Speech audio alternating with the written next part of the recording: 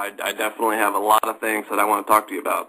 Please. And what I want everyone at home to know is that you are the Jesus Christ of the 2008 election.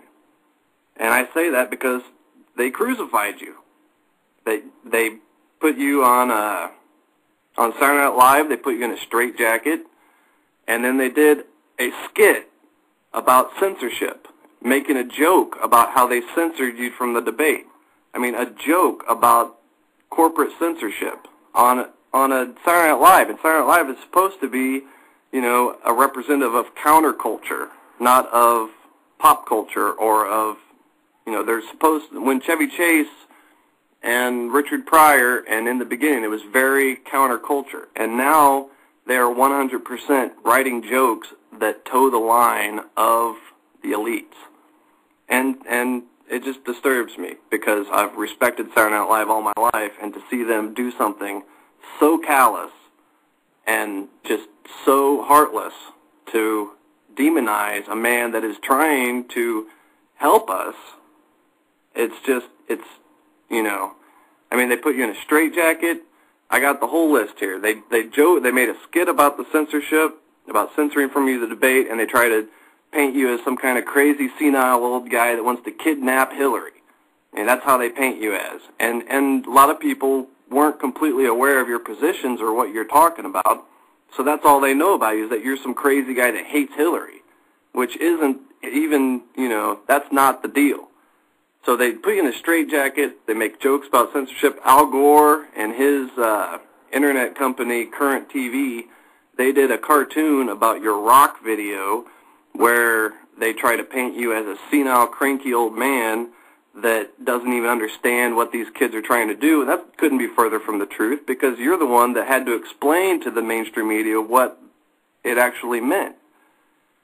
And Joe Biden gets on the floor of the Senate and gives this speech about how nobody agrees with Gravel. Who agrees with Gravel? And I'm sitting there going, I do. What are you talking about, Joe? I do. And then on Super Tuesday, Keith Olbermann, he lies and says that you've dropped out. And then he tries to give some, phony reason why he said that. If somebody called him in the middle of the night and said that, whatever, they're lying. And they're trying to persuade people. And they only give you 4 minutes in the debates whenever you were in the debates.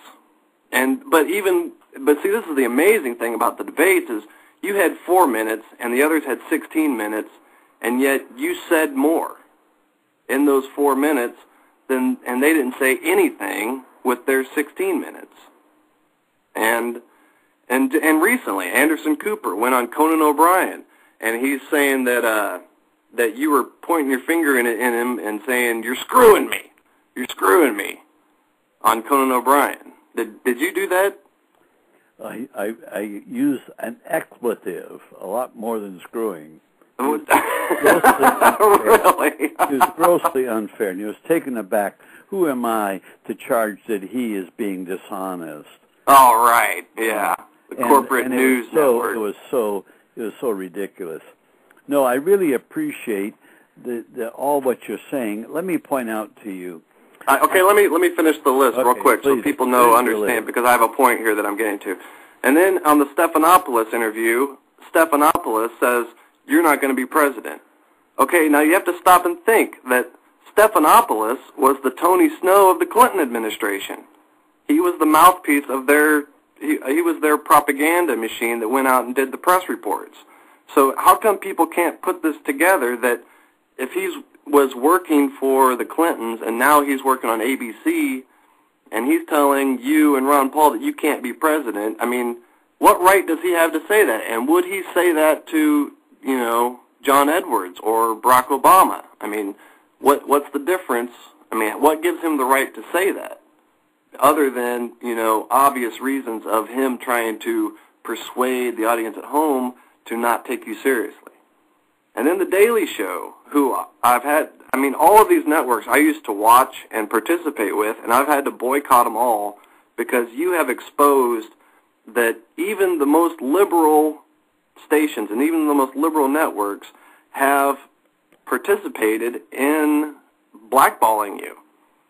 And it's just, it makes you wonder. It's like Daily Show with Jon Stewart is supposed to be the most liberal, show on cable network. And yet, whenever you were in the Iowa debate, they showed you smiling, and I think it was Wolf Blitzer that said, you have 0% support in Iowa. And then they made a joke about that you were smiling, that you had 0%. But then they don't, explain, that, well, the reason why you have 0% in Iowa is because Iowa is the lobby state, is it not? Yes, it is. Well, then how are you supposed to get support whenever you're standing against the lobbyists? But he doesn't say that. He just says that you're smiling about having 0% and makes a big joke about it. And the whole point of all this is that, at what point do people start to wonder why these billion-dollar companies are attacking you whenever you have, a limited base? I mean, why do these billion-dollar companies that are just, the elites of the elites, why are they spending so much time and so much effort demonizing you and persuading people to not even listen to what you have to say? I mean, that's what bugs me the most, is why people cannot see the obviousness of it all. I mean, I'm a political junkie, so obviously that's why I'm able to see these things, because I've been watching them for years and years and years. But it has become so obvious at this point that people have to wonder. You know what I mean? That's right. They're afraid of the message. Exactly. So, and describe more about what your message is. I mean, your message is power to the people. Well, that is the only answer. But understand, I've got a new book out. It's called Citizen Power, A Mandate for Change. You can get it by going to www.citizen-power.us.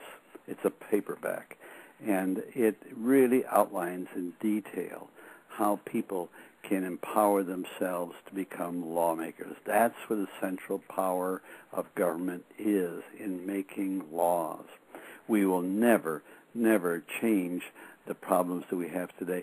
The reason why they want to shut down my voice so quickly, because right from the get-go, they've been trying to make me a non-person, to either ridicule or what have you. But stop and think. All I'm saying is, I want the people to be empowered. I want to end the rule of corporatocracy. That's right. And see, that's something I'm so proud of you for, is because you have, Stephen Colbert made a word, and it is now in the Webster Dictionary, and it is truthiness. And you have invented a word, it's the corporatocracy and corporatism. If you look it up in Webster, it's not there yet. But that is the form of government that we live under, is it not? Oh, and here, we delude ourselves into thinking we have freedom. Cicero, back in Roman times, defined freedom as participation in power. Well, participation in power means you have to be able to make laws. We don't make laws at the national level, and so we really don't participate in power. Therefore, we don't have the freedom we think we have. That's right.